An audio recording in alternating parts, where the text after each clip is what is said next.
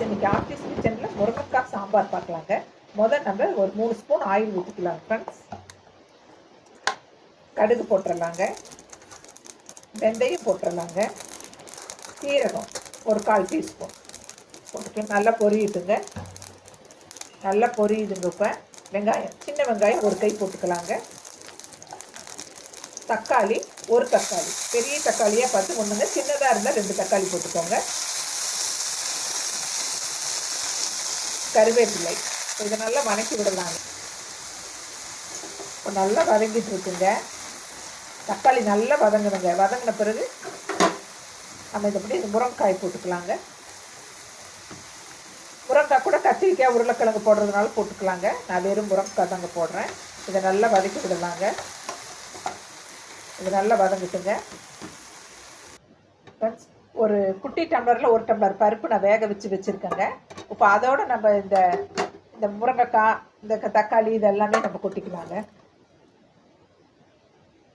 கொட்டிட்டு சாம்பார் தூள் போட்டுக்கலாங்க. சாம்பார் தூள் 1/2 ஸ்பூன் போட்டால் போதுங்க. என் பொடி கொஞ்சம் காரமாக இருக்குங்க, அதனால 1/2 ஸ்பூன் போட்டுக்கிறேன். உப்பு 1 ஸ்பூன் போட்டுக்கலாங்க.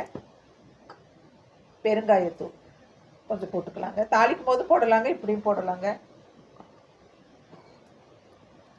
சின்ன நெல்லிக்காய் அளவு புளி எடுத்து கரைச்சி வச்சுருக்கேங்க, அதை போட்டுக்கலாங்க. நல்லா கலக்கி விடலாங்க. தேவையான அவ்வளவு தண்ணி ஊற்றிடலாங்க. குக்கர் மூடி போட்டு 2 விசில் விட்டு இறக்கிக்கலாங்க. வடக்கல்லையும் பண்ணலாங்க, இப்படியும் பண்ணலாங்க. மூடி போட்டு வச்சிடலாங்க. ஃப்ரெண்ட்ஸ், இந்த 2 பில்ல தேங்காவும் மல்லித்தூள் 1/2 ஸ்பூனுங்க, சீரகம் 1/2 ஸ்பூன், இதை அரைச்சிட்டு வந்து நம்ம சாம்பாருக்குள்ள ஊற்றிடலாங்க. சூப்பராக இதுதாங்க சாம்பாருக்கு டேஸ்ட் கொடுக்குறது. நான் இப்போ இதை அரைச்சிட்டு வரேங்க. இப்போ சாம்பார் நல்லா கொதிச்சிட்டு இருக்குங்க. நம்ம அரைச்ச தேங்காய் அப்படியே ஊற்றிக்கலாங்க. ஊற்றிட்டு குக்கர் மூடி போட்டு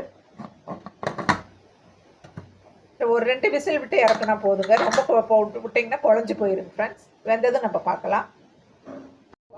மல்லித்தலையை போட்டு நம்ம சாம்பார் இறக்கலாங்க. சாம்பார் சூப்பராக ரெடி ஆகிடுச்சு ஃப்ரெண்ட்ஸ்.